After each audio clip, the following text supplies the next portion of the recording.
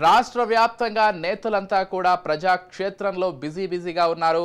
మరికొద్ది గంటల్లోనే ఎన్నికల ప్రచారం అయితే పరిసమాప్తం అవబోతోంది కాబట్టి పూర్తి స్థాయిలో ఇప్పుడే ప్రజలకు ఏదైనా చెప్పదలుచుకున్నా లేకపోతే హామీలు ఇవ్వాలనుకున్నా చివరి గంటలు ఉన్నాయి కాబట్టి ఇప్పటికే నాయకులంతా కూడా ప్రజాక్షేత్రంలో ఉన్నారు. అయితే గ్రౌండ్ లెవెల్లో పరిస్థితి ఏ విధంగా ఉంది? కొంతమంది ప్రజలను ఏదైతే డబ్బు లేదా మద్యం ద్వారా ప్రలోభాలకు గురి చేయాలని చూస్తున్నారు. ఈ అంశాలకు సంబంధించి మొత్తంగా గ్రౌండ్ లెవెల్ పరిస్థితి ఏ విధంగా ఉంది? అంశానికి సంబంధించి మరింత సమాచారం అందించడానికి మా ప్రతినిధి సుదర్శన్ కడప నుంచి లైవ్ ద్వారా సిద్ధంగా ఉన్నారు. చెప్పండి సుదర్శన్, మరికొద్ది గంటల్లోనే ఎన్నికల ప్రచారం అయితే ముగియబోతోంది. ఎల్లుండే ఎన్నికలు కూడా జరగబోతున్నాయి. అసలు ఈ నేపథ్యంలో ఎలా ఉంది జిల్లాలో పరిస్థితి కావచ్చు, రాష్ట్ర వ్యాప్తంగా పరిస్థితులు కావచ్చు?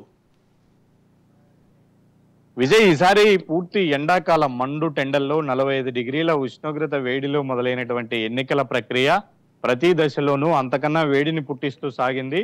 ఒకవైపు కూటమి పార్టీలు, మరోవైపు వైసీపీ, మరోవైపు కాంగ్రెస్ ప్రధాన పార్టీలన్నీ కూడా వారి శక్తియుక్తులన్నింటినీ ఉపయోగించి ప్రచారంలో అనేక విధాలుగా ముందుకెళ్తున్న పరిస్థితుల్లో ఒకరికి మించి ఒకరు ప్రచార పర్వాన్ని అయితే ఇంతకాలం కొనసాగించారు. ఆ ప్రచార పర్వానికి ఈరోజు సాయంత్రంతో ముగింపు పలకనున్నారు. ఎన్నికల కమిషన్ ఆదేశాల మేరకు ఈరోజు సాయంత్రంతో ఎన్నికల ప్రచారం ముగించాల్సి ఉంది.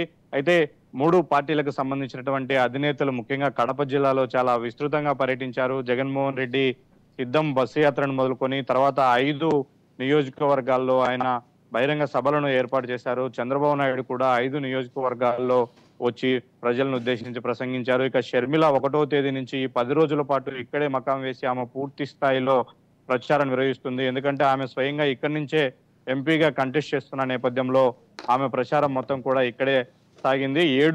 ఆమె పార్లమెంటు పరిధిలో ఉన్నటువంటి 7 అసెంబ్లీ నియోజకవర్గాల్లో 2 సార్లు ఇప్పటికే బస్సు యాత్రను పూర్తి చేసింది. కొన్ని చోట్ల గడప గడపకు ప్రచారాన్ని కూడా నిర్వహించింది. ఈ రోజు కాంగ్రెస్ పార్టీ అగ్రనేత రాహుల్ గాంధీ ఢిల్లీ నుంచి రాబోతున్నారు. ఒక బహిరంగ సభను ఈ రోజు ఏర్పాటు చేశారు. ఎగ్జాక్ట్లీ 11:15 కల్లా ఆయన కడప ఎయిర్పోర్ట్ లో ల్యాండ్ అవుతారు. అక్కడి నుంచి ఇడుపులపైకి వెళ్లి రాజశేఖర్ రెడ్డి ఘాట్ను సందర్శించిన తర్వాత అక్కడి నుంచి నేరుగా కడపకు వచ్చి కడపలో ఏర్పాటు చేసినటువంటి బహిరంగ సభలో ఆయన ప్రసంగించబోతున్నారు. ఆయనతో పాటు కాంగ్రెస్ అగ్రనేతలు, అలాగే కర్ణాటక డిప్యూటీ సీఎం డికే శివకుమార్ కూడా వీరందరూ ఈ రోజు సభలో పాల్గొనబోతున్నారు. అయితే ఇది చాలా ఆసక్తికరమైన ఘట్టం అని చెప్పవచ్చు.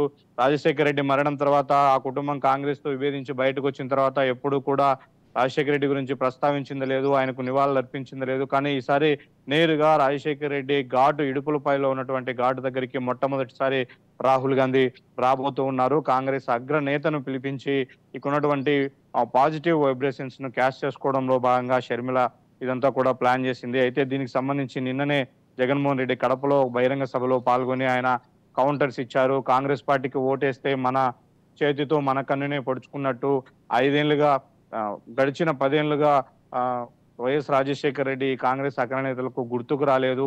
ముఖ్యంగా కడప జిల్లాలో ఓట్ల చీలిక ద్వారా లబ్ధి పొందాలని కాంగ్రెస్ పార్టీ ఒక కుట్ర రాజకీయం చేస్తుందంటూ కూడా ఆయన కొంత అభద్రతా భావానికి అయితే ఇక్కడ లోనవుతున్న పరిస్థితి. ఎందుకంటే వివేకానంద రెడ్డి కేసును ప్రధాన అస్త్రంగా మార్చుకొని షర్మిల ప్రచారంలో దూసుకుపోతున్న పరిస్థితి. ఇక రాజకీయ పార్టీల ప్రచారం ఈ రోజుతో ముగుస్తూ ఉండడంతో ప్రలోభాల పర్వానికి కూడా తెరలేపారు. ఆయా అభ్యర్థులందరూ కూడా ఇప్పటికే ఎక్కడైతే ఆ పార్టీ డల్గా ఉంటుందో అభ్యర్థుల గెలుపు అవకాశాలు తక్కువగా ఉంటాయని భావిస్తారో అక్కడికి అగ్రనేతలను పిలిపించుకొని ప్రచారం చేశారు. ఆ ప్రచార పర్వం కూడా ఈ రోజుతో ముగిస్తుండడంతో రేపు ఒక్కరోజు మాత్రమే సమయం ఉంది. ఎల్లుండి ఓటర్లందరూ కూడా ఉదయం నుంచి తమ ఓటు హక్కును వినియోగించుకోబోతున్న నేపథ్యంలో ఉండేటువంటి ఈ కొద్దిపాటి సమయాన్ని ఓటర్లను తమ వైపు తిప్పుకోవడానికి ఏ విధంగా ఉపయోగించుకోవాలా అన్న కోణంలోనే అభ్యర్థులందరూ కూడా అన్ని పార్టీల అభ్యర్థులు తనమునకలవుతున్నారు. ఇప్పటికే ఆయా సామాజిక వర్గాలతో రహస్య సమావేశాలు ఏర్పాటు చేస్తున్నారు. పెద్ద ఎత్తున ఈసారి డబ్బుల పంపిణీ జరుగుతుంది.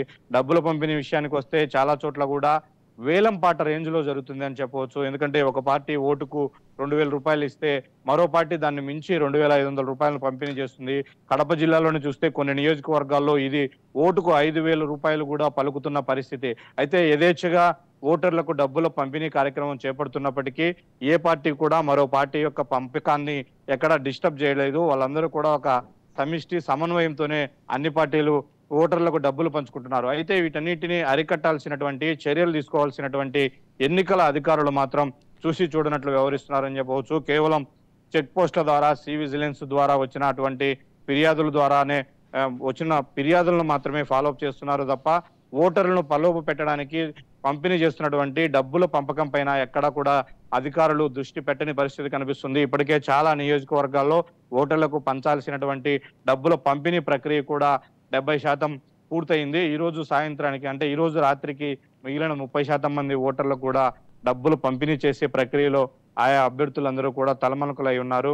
అయితే 3 ప్రధాన పార్టీలు విస్తృతంగా నిర్వహించినటువంటి ఈ ప్రచార పర్వంలో ప్రజలు ఎవరి వైపున ఉన్నారు, ఎవరు ఎన్ని హామీలు ఇచ్చారు, ఎలాంటి మేనిఫెస్టోను చేశారు, రేపు ఎవరికి ఓటేస్తే తమకు మేలు జరుగుతుంది అనే విషయాలపైన ఇప్పటికే ప్రజలు కూడా ఒక క్లారిటీకి వస్తూ ఉన్నారు. అన్ని రాజకీయ పరిణామాలను, గడిచిన 5 ఏళ్ల పరిపాలనను, ఇప్పుడు కొత్తగా రాజకీయ పార్టీలు ఇచ్చినటువంటి హామీలను వీటన్నింటినీ బేరేజు వేసుకొని, అలాగే రాజకీయ పార్టీల నాయకులతో పాటు అగ్రనేతల యొక్క విధి విధానాలను, అలాగే స్థానికంగా ఉన్నటువంటి ఎమ్మెల్యే అభ్యర్థుల యొక్క గుణగణాలను వీటన్నిటినీ కూడా పరిగణలోకి తీసుకుంటూ వాళ్ళు తమ ఓటు హక్కును వినియోగించుకోవడం కోసం అయితే ఓటర్లందరూ కూడా సిద్ధంగా ఉన్నారని చెప్పవచ్చు. దానికి సంబంధించి ఇప్పటికే ఎన్నికల కమిషన్ పూర్తి స్థాయిలో ఏర్పాట్లను కూడా చేసింది. Vijay, right, thank you Sudarshan.